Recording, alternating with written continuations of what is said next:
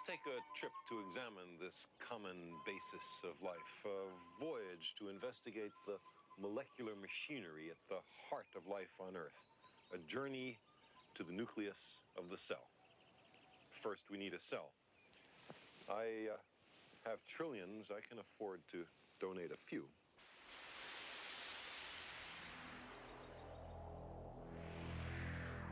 The casual act of pricking a finger is an event of some magnitude on the scale of the very small. Millions of red blood cells are detoured from their usual routes. But most continue to cruise about the body, carrying their cargoes of oxygen to the remotest freckle. We're about to enter the living cell, a realm in its own way as complex and beautiful as the realm of galaxies and stars. Among the many red blood cells, we encounter a white blood cell, a lymphocyte, whose job it is to protect me against invading microbes. It makes antibodies on its furrowed surface, but its interior is like that of many cells. Plunging through the membrane, we find ourselves inside the cell. Here, every structure has its function. Those dark green blobs are factories, where messenger molecules are busy building the enzymes which control the chemistry of the cell. The messengers were instructed and dispatched from within the nucleus, the heart and brain of the cell. All the instructions on how to get a cell to work and how to make another are hidden away in there. We find a tunnel, a nuclear pore, an approach to the biological holy of holies. These necklaces, these intricately looped and coiled strands, are nucleic acids, DNA. Everything you need to know on how to make a human being is encoded in the language of life, in the DNA molecule.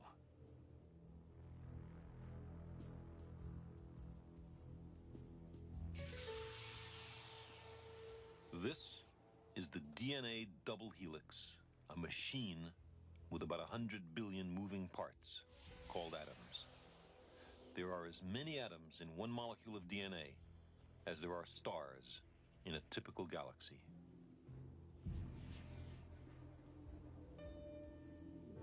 The sequence of nucleotides, here brightly colored, is all that's passed on from generation to generation. Change the order of the nucleotides, and you change the genetic instructions.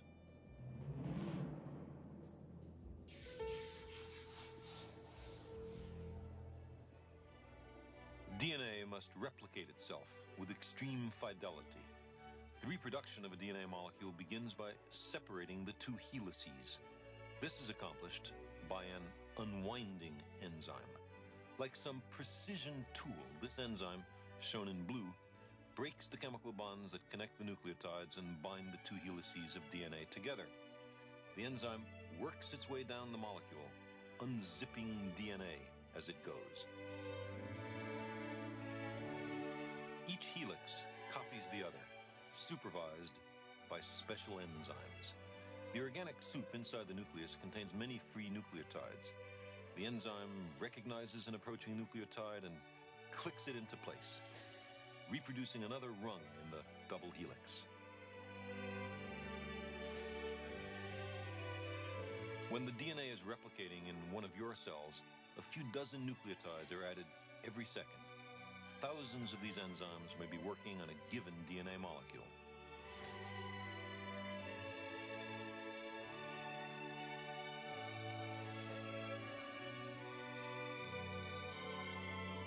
When an arriving nucleotide doesn't fit, the enzyme throws it away. We call this proofreading. On the rare occasions of a proofreading error, the wrong nucleotide is attached, and a small random change has been made in the genetic instructions. A mutation has occurred. This enzyme is a pretty small molecule, but it catches nucleotides, it assembles them in the right order, it knows how to proofread.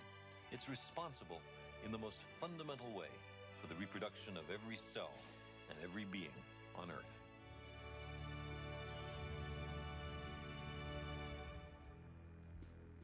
That enzyme and DNA itself are molecular machines with awesome powers. Within every living thing, the molecular machines are busy, making sure that nucleic acids will continue to reproduce.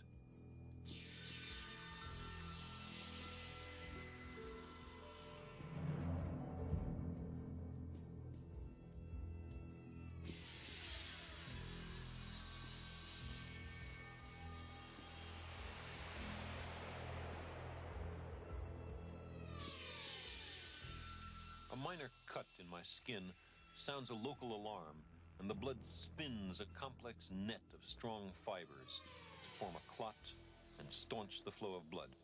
There's a very delicate balance here. Too much clotting, and your bloodstream will solidify. Too little clotting, and you'll bleed to death from the merest scratch. The balance is controlled by enzymes, instructed by DNA.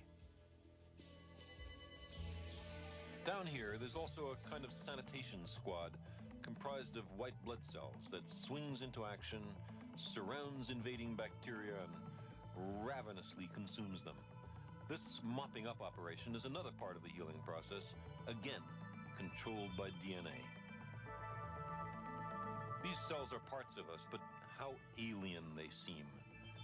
Within each of them, within every cell, there are exquisitely evolved molecular machines. Nucleic acids, enzymes, the cell architecture. Every cell is a triumph of natural selection. And we're made of trillions of cells. We are, each of us, a multitude. Within us is a little universe.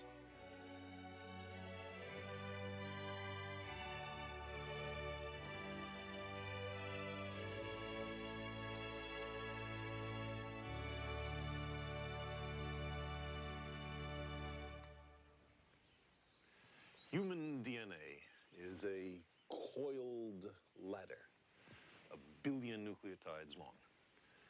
Many possible combinations of nucleotides are nonsense. That is, they translate into proteins which serve no useful function whatever. Only a comparatively few nucleic acid molecules are any good for life forms as complicated as we are. But even so, the number of useful ways of assembling nucleic acids is stupefyingly large. It's probably larger than the total number of atoms in the universe. This means that the number of possible kinds of human beings is vastly greater than the number of human beings that has ever lived. This untapped potential of the human species is immense. There must be ways of putting nucleic acids together which will function far better by any criterion you wish to choose than the hereditary instructions of any human being who has ever lived. Fortunately, we do not know, or at least do not yet know, how to assemble alternative sequences of nucleotides to make alternative kinds of human beings. But in the future, we might well be able to put nucleotides together in any desired sequence to produce whatever human characteristics we think desirable. A disquieting and awesome prospect.